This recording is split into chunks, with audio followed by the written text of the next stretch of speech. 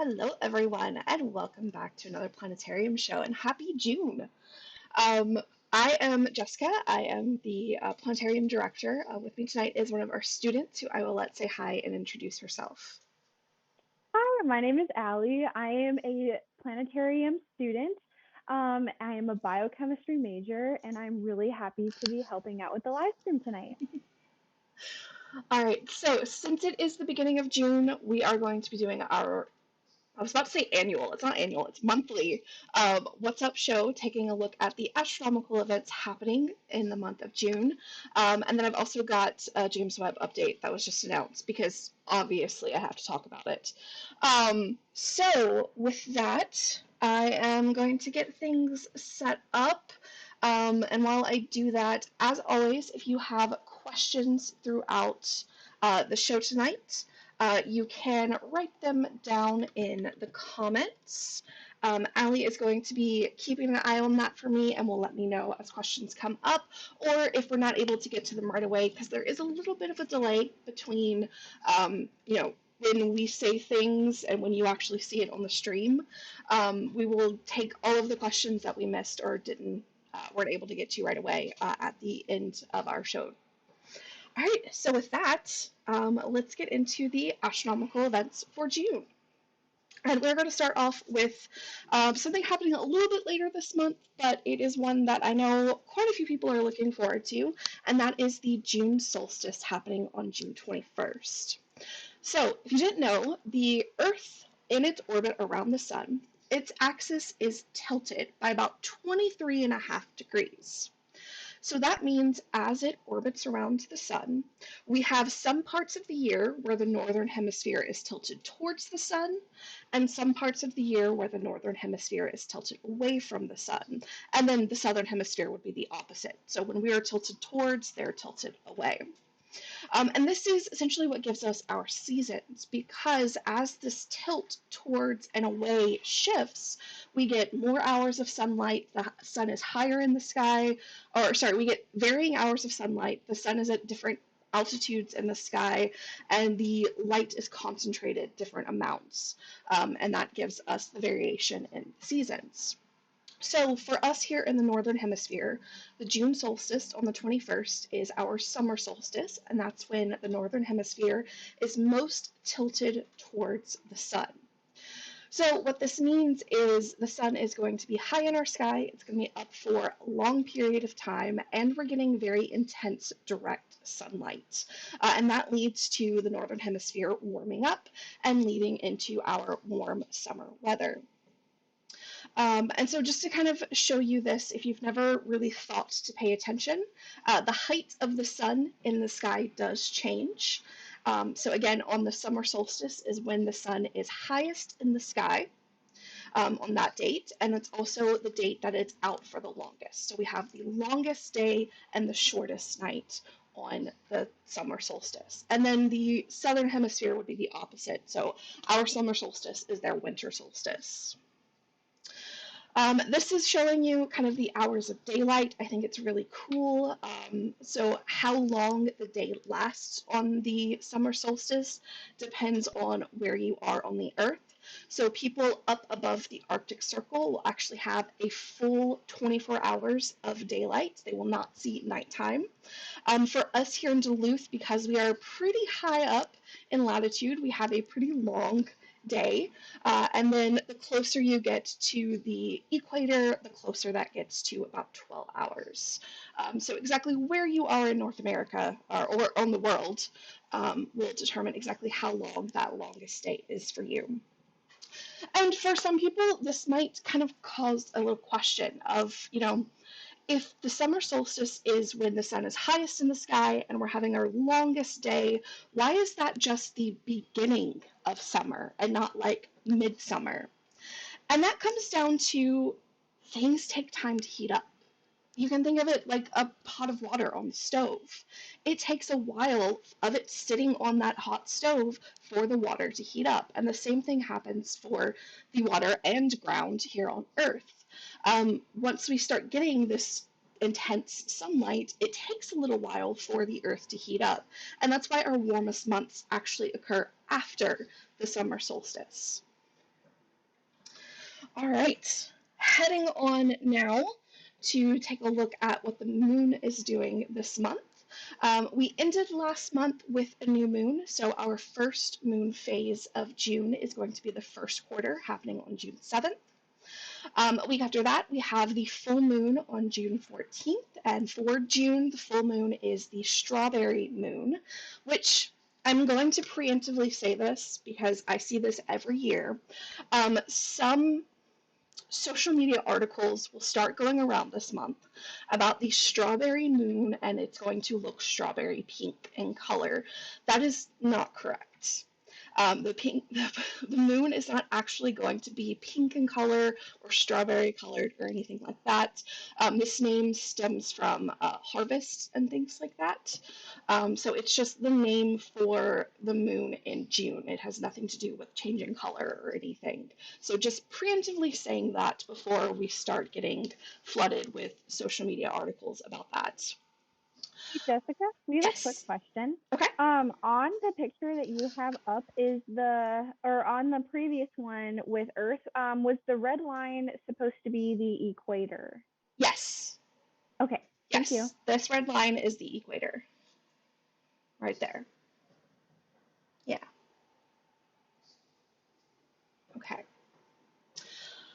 So the full moon for June is also going to be a supermoon, the first of two for this year, and I'll talk more about what that means in just a second. So following our full moon on the 14th, we will have the third quarter on the 20th, and then end the month on the 28th with a new moon. And so here is all of that information. You can also see the rise and set times for the different phases, because they are up at different times of the day and night, depending on exactly where the moon is in its orbit around the Earth.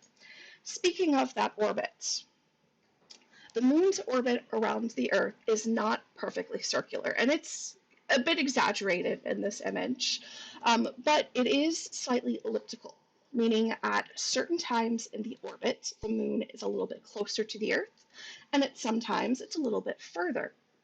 When the moon happens to be at its closest approach during a full moon, that's what we call a supermoon. And so for this June supermoon, that means the moon is going to be at perigee, at its closest approach, at the time it is in the full moon phase. And as I said, this is the first of two supermoons happening in 2022. The next one will be next month.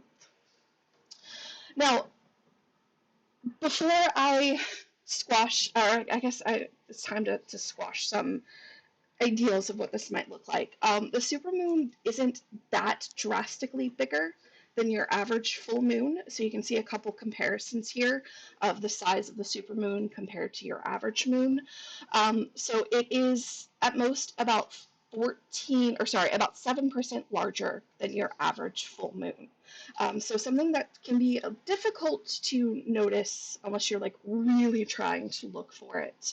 So it's not suddenly going to be just this giant moon in the sky. But you can also see that on the other end, there is also a micromoon, which is a smaller full moon. And that happens when full moon occurs when the moon is furthest from the Earth. So we have both a supermoon and a micromoon, depending on where the moon is in its orbit around the Earth when the full moon happens. So that's the supermoon and everything there. All right, moving on from the moon into what the planets are doing, and this is actually a very exciting month for viewing the planets. Now, we're not going to have anything up in the evening sky. All of the action is going to be taking place either after midnight up to just before sunrise. So starting off the month, we already have 4 planets up in the east and southeast right before sunrise. We have Venus, Mars, Jupiter, and Saturn. Mars and Jupiter right now are very close together. They just had a conjunction. It's just the closest they get this go around. And so they're slowly going to be separating as Mars moves a lot faster in its orbit than Jupiter, so we'll see it move much faster. But starting June 10th, Mercury is going to finally make its reappearance in the pre-dawn sky. And so starting June 10th, you will be able to see all 5 bright planets, all 5 that are visible to the naked eye, um, up in the pre-dawn sky. And they're actually in order of their distance from the Earth. Or not from the Earth, from the Sun. And so we have them Mercury, Venus, Mars, Jupiter, Saturn. I think that's just really cool, and a great kind of chance to get to see the planets. Now, you may be wondering, what is this line stretching across that the planets seem to line up on? That is something called the ecliptic. So that is basically the plane of the solar system. All of the planets orbit in roughly the same plane, making our solar system look like a flat disk. And so all of the planets can be found near this ecliptic line. You'll see Mercury is a little bit further out than the rest. That's because Mercury's orbit is tilted just a little bit more out of that plane than the rest of the planets. But you can always find them near this ecliptic line.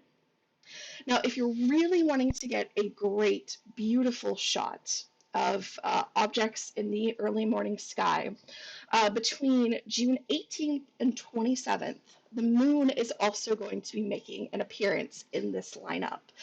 So in particular, I have June 23rd here because I just liked the moon hanging out here in between Mars and Venus. And so this is going to make for just a really cool picture if you want to get up at 4 o'clock in the morning and try and see this. This also shows that all of the planets are visible this month in the morning sky. Uranus and Neptune are also both up there, but you cannot see those with your naked eye. You have to have a telescope to be able to see them. So if you want to attempt that, you can. Neptune will be pretty easy to find all month. You're going to want to try a little bit earlier in the morning before we get the sun peeking out, because you want it pretty dark because it is a dim object. And Uranus is really going to be best to try and see at the end of the month, once it's moved a little bit further away from the sun, making it easier to find and not drowned out by the sun's glow.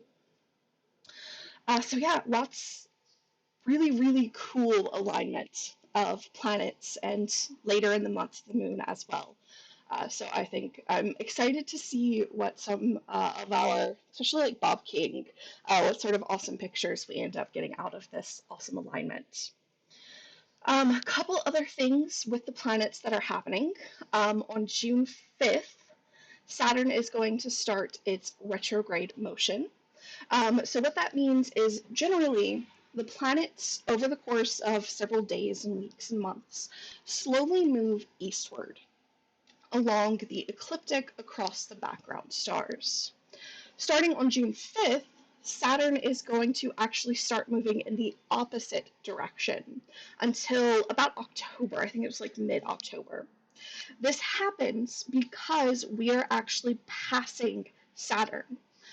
So the planets move at different speeds. Earth, being closer to the sun, moves faster than Saturn. So during this time period, this is where we're catching up to it and passing it. And it creates this perceived kind of backwards motion of the planet in our night sky. Think of when you pass a car on the road. For a short time period, it actually looks like the car is moving backwards as you're passing it. And so that means during these next few months is going to be the best time to see Saturn, because we are passing it. That means we are making our closest approach to the planet. So it's going to be a great summer object, although you're going to have to be up after midnight right now in June to be able to see it. But as we get later into the summer, it'll start being up earlier and earlier in the night as well. And Saturn's not alone. Neptune is also starting its retrograde loop at the end of the month in June 28th. And it's the exact same reason, exact same things going on. So from June 28th until I believe it was late December, is going to be the best times to try and see Neptune. All right. And that is everything going on with the planets.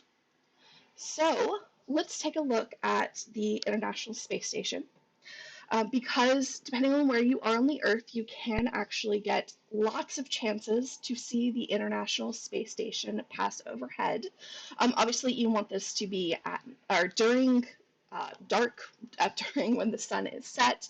And what you're going to be looking for is this bright moving light across the sky that will brighten and then slowly dim back down.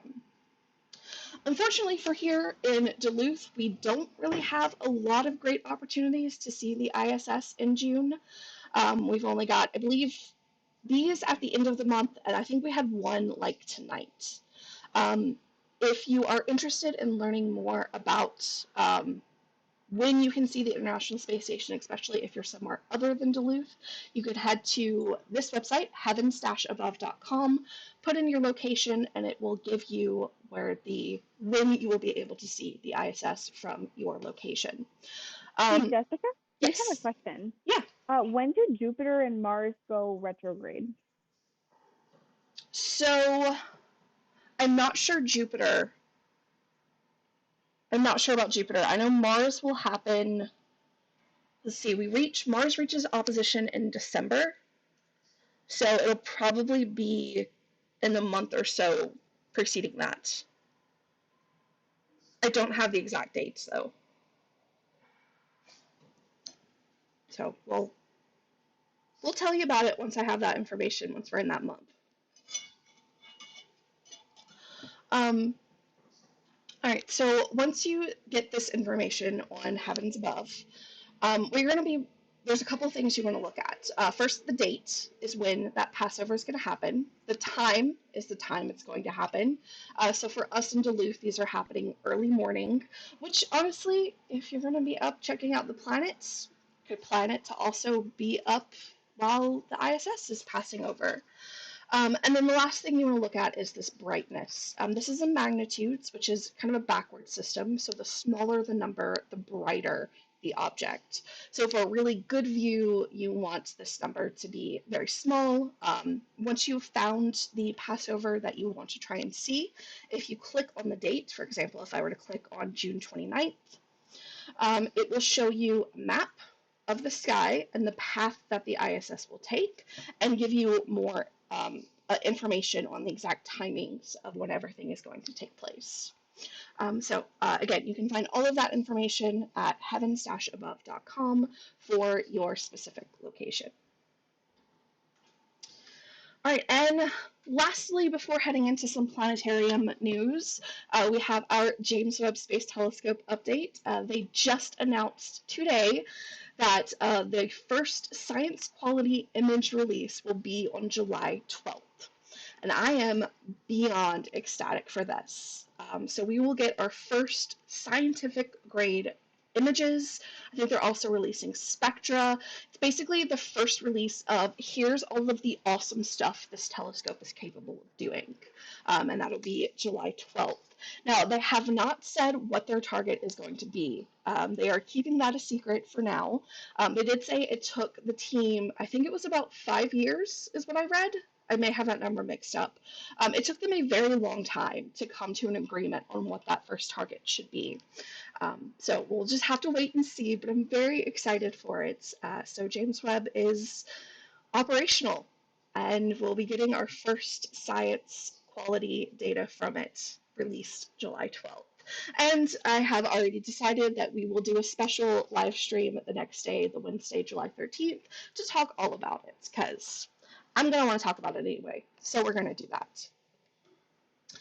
All right, lastly, or actually, I forgot I included this picture.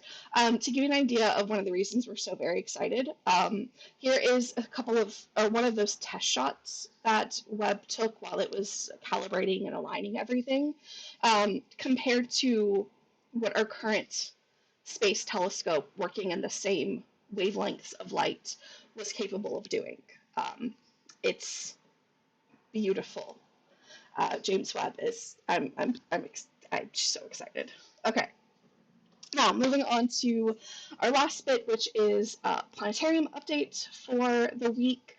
Here is our show schedule for this week. Friday, we'll be doing Expedition Moons, and Saturday, we are introducing 2 new shows. So we're starting some new shows this month. So our children's show is going to be In My Backyard, which is a fantastic show for especially younger kids.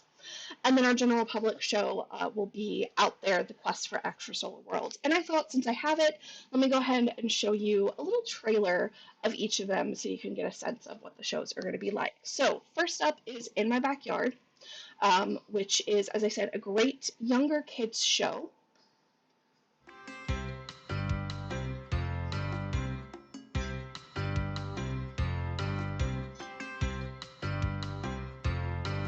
Let me welcome you all to my backyard.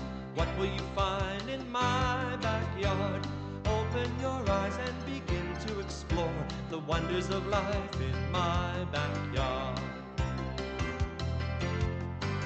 You can play. Okay, I'll stop there because those times aren't correct for us. This was a trailer another planetarium put together, but that's In My Backyard. It's a look at what you can see from your backyard, and it teaches these things through a lot of kind of fun poems and songs. So there's some sing-alongs. Like I said, it's going to be really great, especially for younger kids.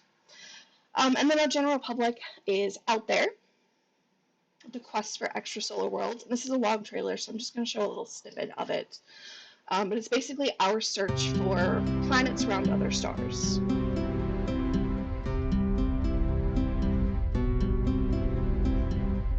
For thousands of years, mankind thought that this was the center of the universe.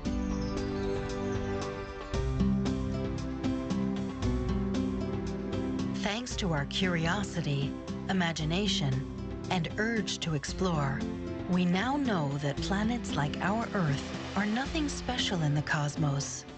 The Sun is just one ordinary star among hundreds of billions in our galaxy, the Milky Way. All right, and I will stop that trailer there. So yeah, those are our two Saturday shows, our two new movies that are premiering this weekend, actually. If you're interested in seeing either of the Friday or Saturday shows, you can get tickets in advance. You can find links for that in the video description.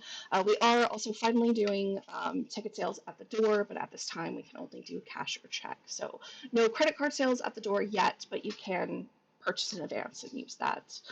And then next week, our live stream will be our June constellation show, taking a look at the constellations visible in June. And with that, we have reached the end. I'm trying to, there it is. Yeah, I had me on multiple screens.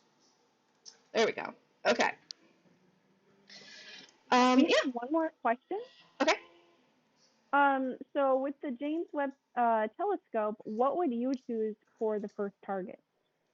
Oh my goodness. I don't even know. Like, part of me wants to be like an exoplanet atmosphere just to see what we can really get, but that's not like super exciting, like cool image release for like the first data. I know they're going to pick something that looks stunning in an actual image. So, ooh, that's a great question. I don't know. I don't think I would know either, to be honest, because I don't know. I think I kind of want to see like what everything looks like with such great technology. Yeah, I can't. I have no idea. I have so many different thoughts running through my head. I have no idea. Like, I'm not surprised it took them so long to pick a first target. Because there's so much that I would want to see. All right. A question pool.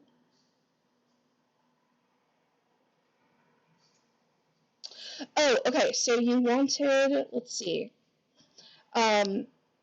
the Sky camera video for the night of May 30th to 31st.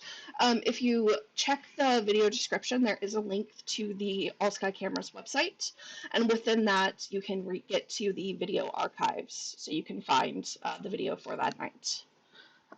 So yeah, you can find that there. All right.